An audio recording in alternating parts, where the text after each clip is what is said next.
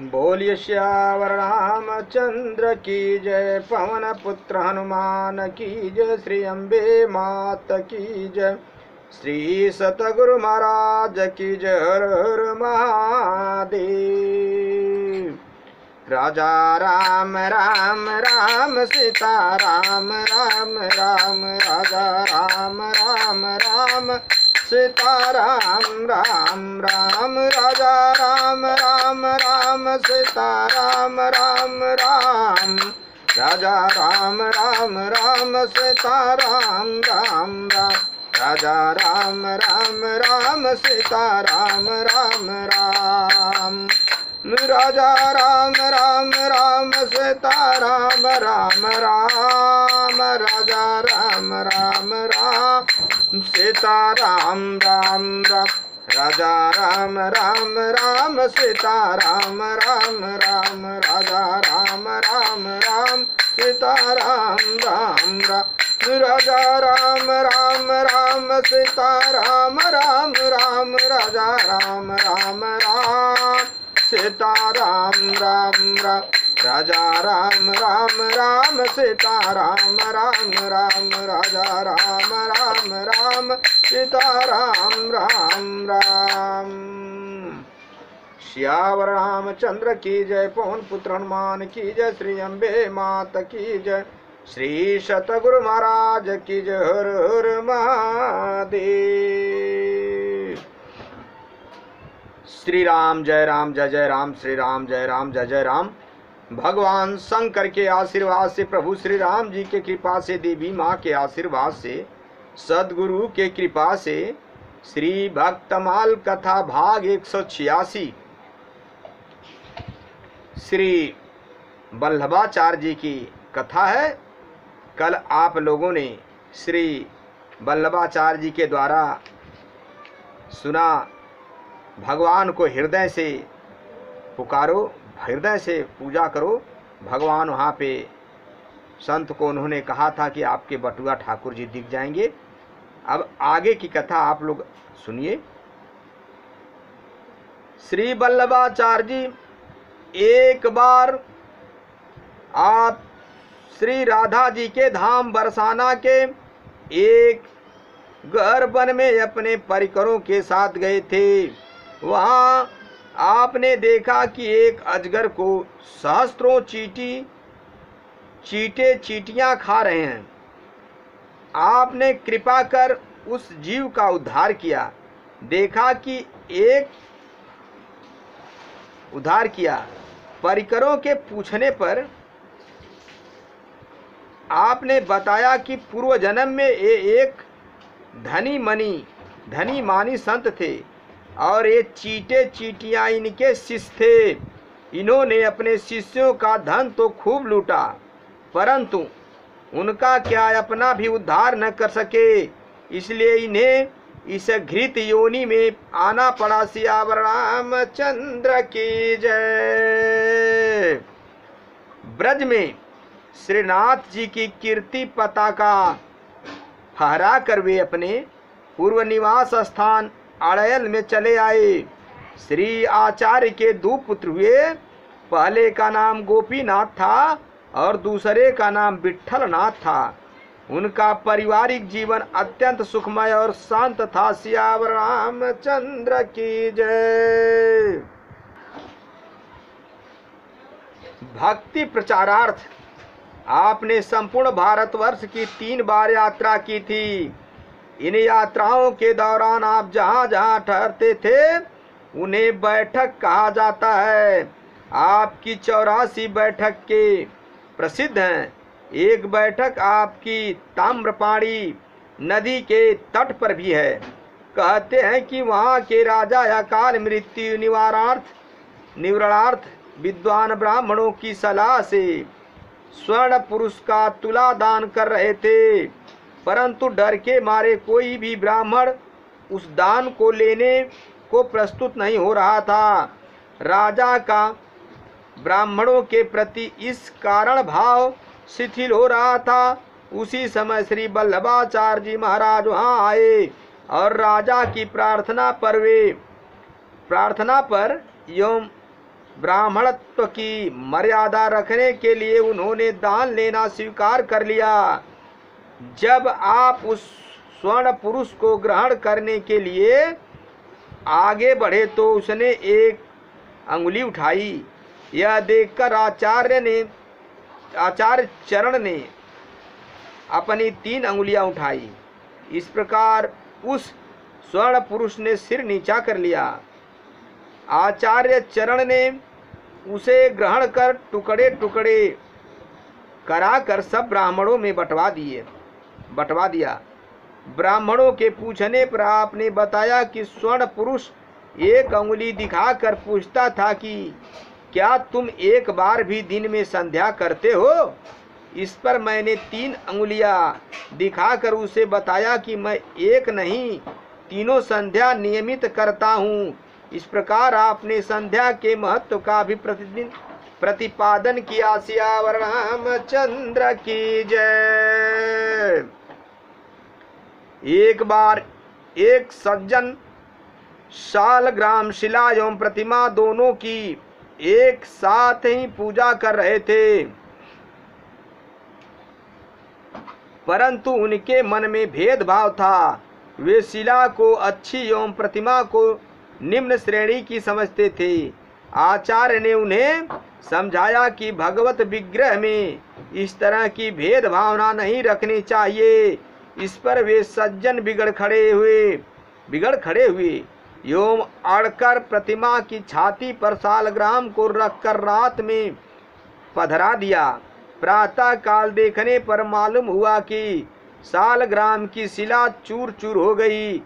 तब तो उन्हें बड़ा पश्चाताप हुआ और जाकर उन्होंने आचार्य चरण से क्षमा मांगी। फिर आचार्य ने भगवान के चरणामृत से उस चूर्ण को भिगोकर गोली बनाने को कहा। ऐसा करने पर मूर्ति फिर ज्यों की त्यों हो गई। सियावर रामचंद्र की जय।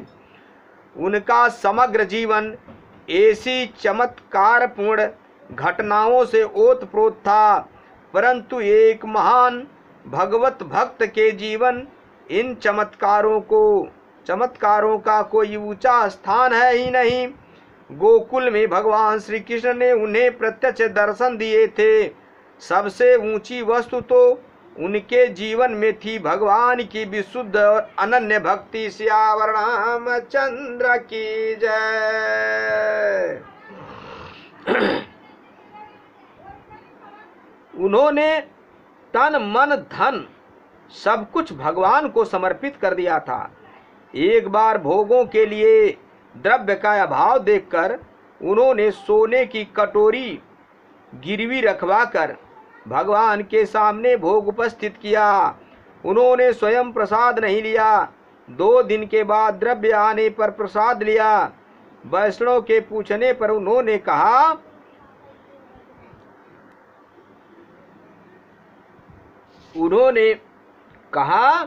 कटोरी ठाकुर जी को पूर्व समर्पित थी। उनके भाग का प्रसाद लेना महापातक है। इस घटना से उनकी कथनी करनी के साम्य का पता चलता है। आचार्य ने घोषणा कर दी थी कि मेरे बस में या मेरा कहलाकर जो कोई भगवत द्रव्य का उपयोग करेगा उसका नाश हो जाएगा। सियावर रामचंद्र की जय। श्री वल्लभाचार्य महान भक्त होने के साथ ही दर्शन शास्त्र के प्रकांड पंडित थे। उन्होंने ब्राह्मण सूत्र पर बड़ा सुंदर अनुभाष्य लिखा है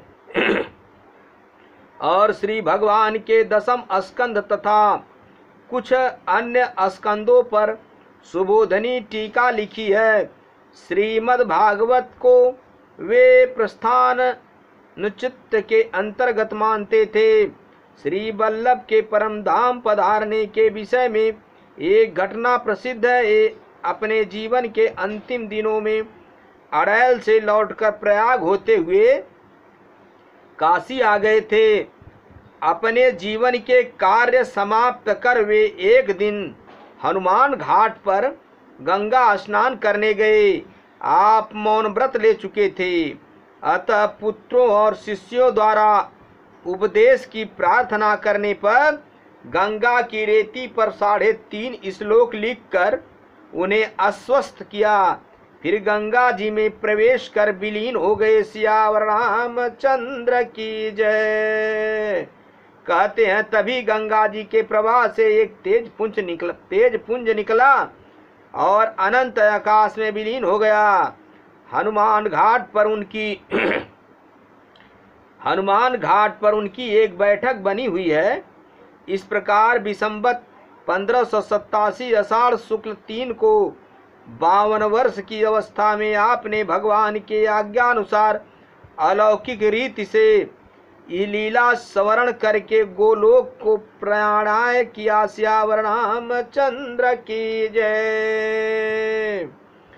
कलयुग में प्रेम की प्रधानता प्रकट करने वाले भक्त दासयिक भूप श्रवण सीतार कीनो, मार मार कर खंडक बाजी सागर मदीनो, नरसिंह को यकुरन होई राना कुसमारयो, भयो भयो दशरथ राम बिछुरत तन छारयो, कृष्ण दाम बधे सुने तिहि छन दियो प्राण, संत साखी जानय सबय प्रगट प्रेम कल जुग प्रधान।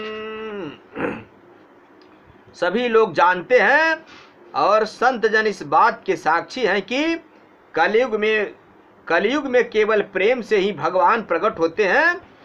कलयुग केवल नाम धारा, सुमिरी सुमिरी नर उतरहि पारा। अंत में अतः प्रेम ही प्रधान है।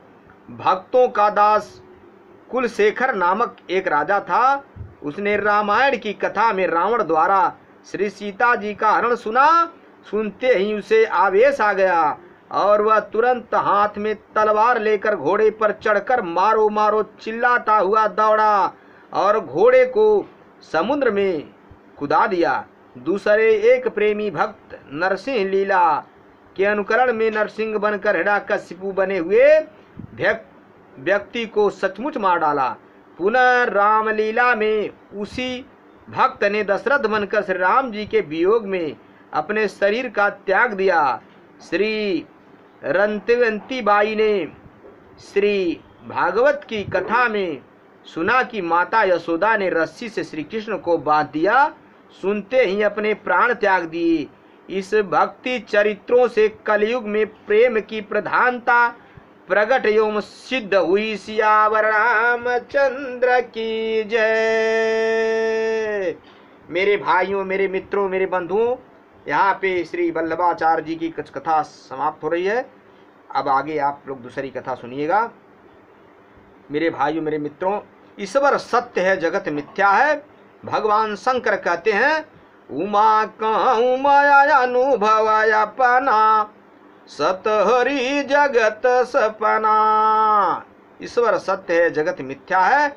इसलिए कहीं भी कैसे भी चलते फिरते उठते बैठते सोते जागते हर पल हर घड़ी भगवान राम का, कृष्ण का, नारायण का नाम सुमिरन करो, चिंतन करो, भजन करो, दर्शन करो, स्पर्शन करो, संत सेवा, गुरु सेवा, ब्राह्मण सेवा, संत की कही हुई वाणी, भगवंत की कही हुई वाणी, शास्त्र की वेद मर्यादा की वाणी कही हुई को सिरोधार्य करके भगवान का दर्शन, स्पर्शन, पूजा, भजन करें, अपने जीवन का कल्याण करें। सियावर रामचंद्र शंकर जी उमापति महादेव की जय। कथा विसर्जन होत है सुनहु पवन कुमार राम लखन सीता सहित मोह पर करहूँ कल्याण। श्री सतगुरुदेव भगवान की जय। हर हर महादेव।